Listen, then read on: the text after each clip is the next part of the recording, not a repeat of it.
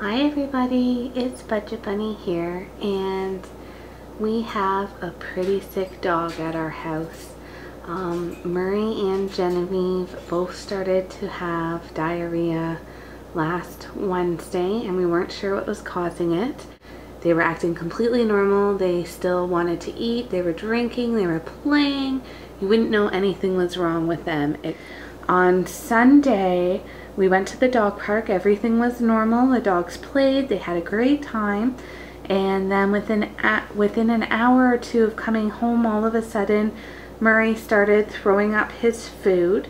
At first he threw up his food, and then it just ended up being piles and piles of mucus and bile. And again, his poop was still not great.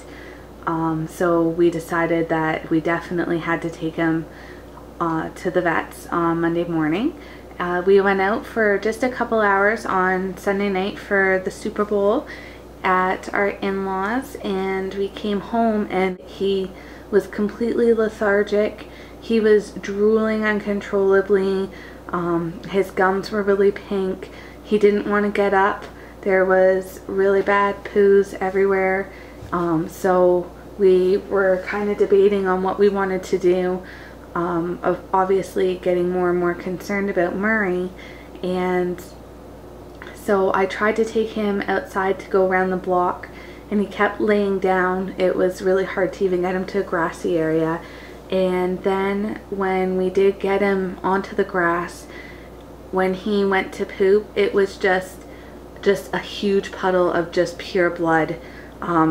It was just awful. So we quickly looked up on the internet what it could possibly be, and something called HGE came up, which is hemorrhagic gastroenteritis, I think it is.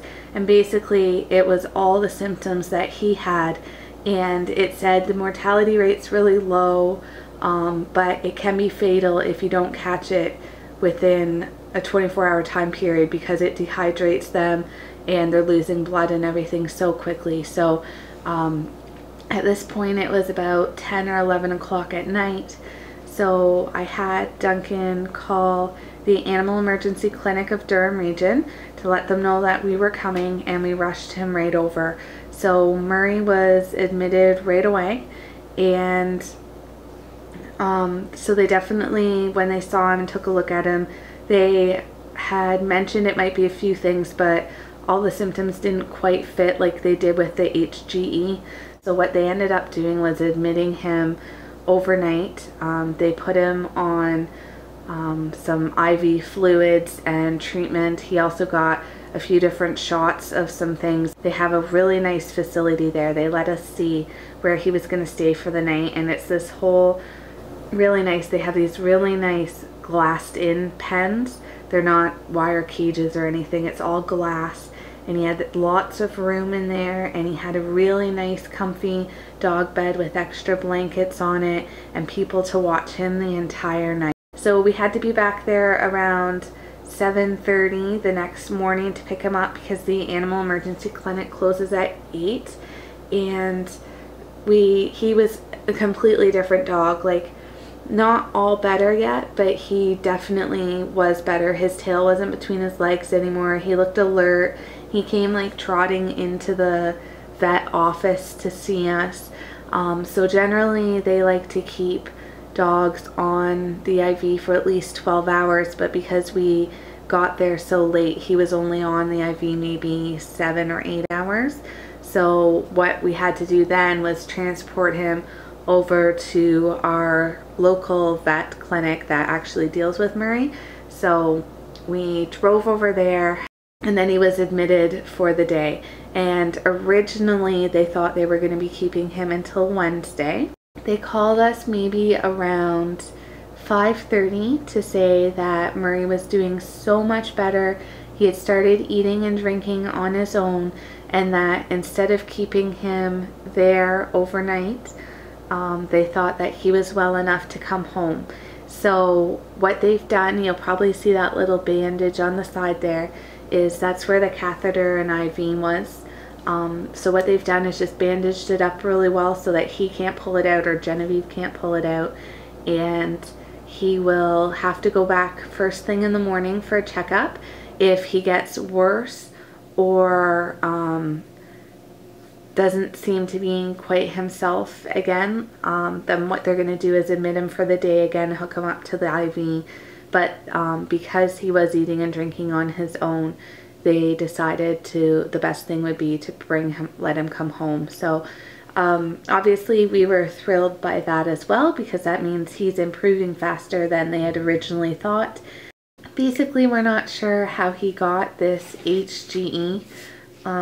It is a certain type of bacteria that has to be present in the bowel area, but how he gets that, they don't know. They know that HGE isn't contagious and it's treatable.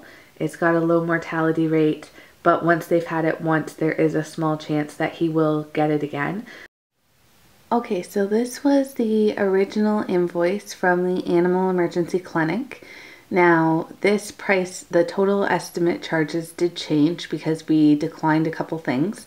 So originally the estimate they gave us was $974.25. So yes, that's $974.25. Some of this was the blood collection panel, so that was if we chose to run blood work. But because Murray had pre-existing diarrhea for a few days, I decided not to do the blood work at this time. We thought if the treatment they were recommending didn't work, then we would run the blood panel, because that was $172. The blood collection was $34.50, and then they were also looking at a SNAP test to see if it was his pancreas. They were worried about pancreatitis. That'd be another $30.85.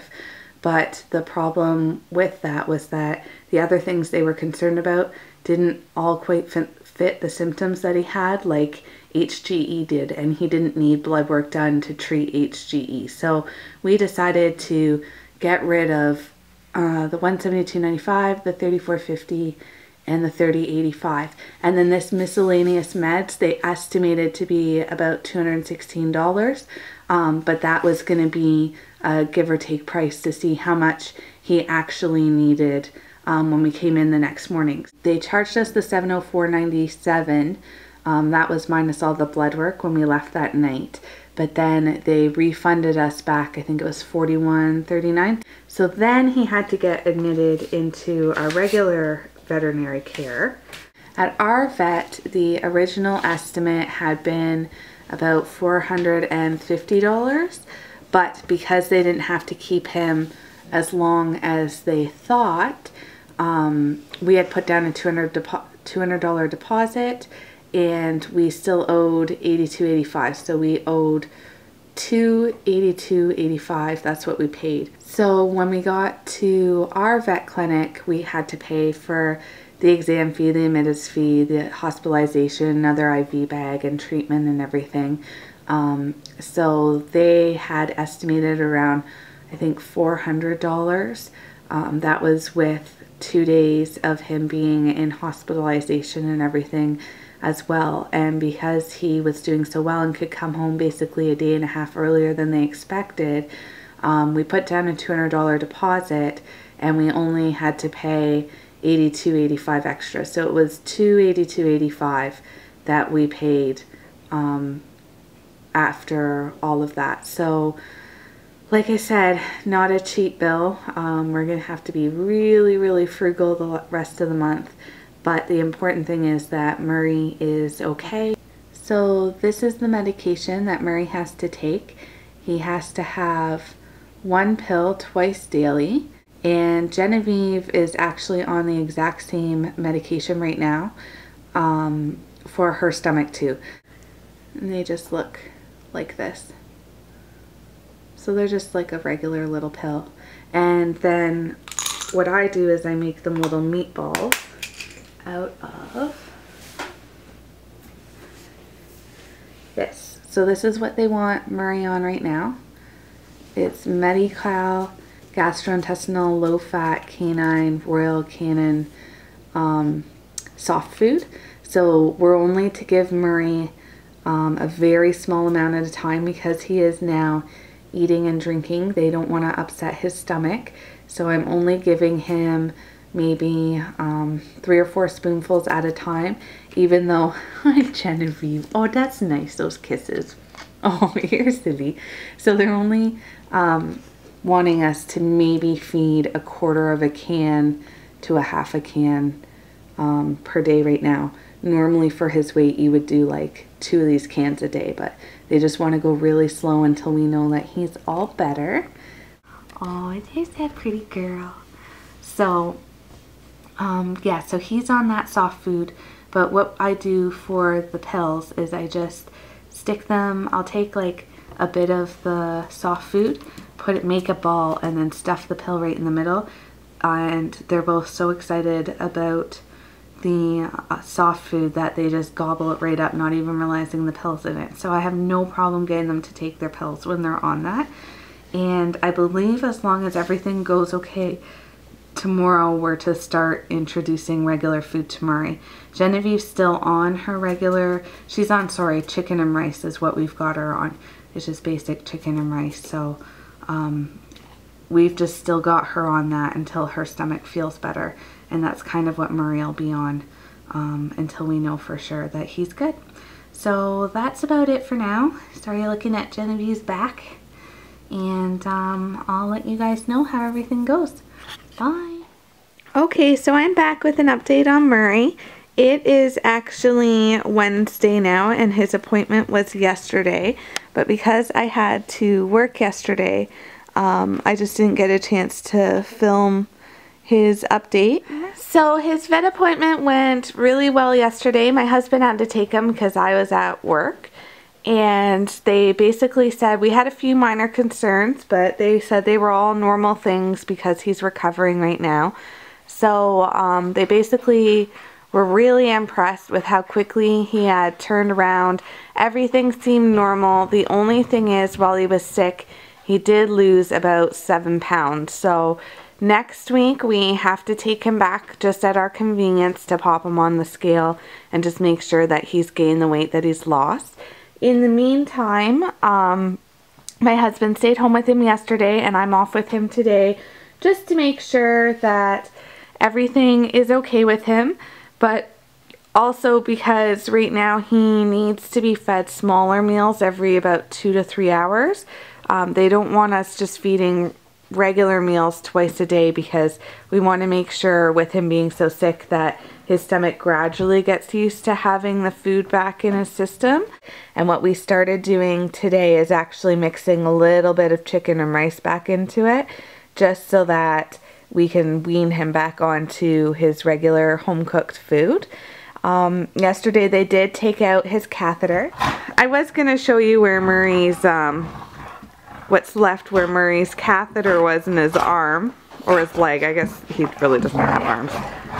But it's kind of hard to get him to stay still right now. So anyways, yesterday they did remove the catheter. There is a shaved spot on his leg. It's about 6 inches long where they had to shave it to put in the catheter. But other than that, he seems pretty much back to normal. He wants to play, and we're not taking him to the dog park this week just because he is still recovering. So the vet said it'd be good just to maybe walk him on a leash, which is what we've been doing like once a day, so that he's getting some exercise, but so that he still can recover. And again, we don't want him to burn too many calories right now because he's not up to his full caloric intake. Okay, that lasted about 30 seconds, and now they've settled right back down. So this is where Murray's leg, they had to put the catheter in, so they've just shaved that area, and there's the 2 holes, because there was one, I think, was for IV, and the other one was if they needed to draw blood, I think. But yeah, so it looks kind of sad on him, but once the hair grows back, then that's kind of the only thing left. It's the only thing left to show that he was even sick in the first place. So sorry there hasn't really been any videos for the bunnies. I actually do have a video all set and planned to do, but because of Murray being sick and everything, it's kind of been put on hold. So hopefully in the next couple days I can get that one up. and I will talk to you guys later. Bye-bye.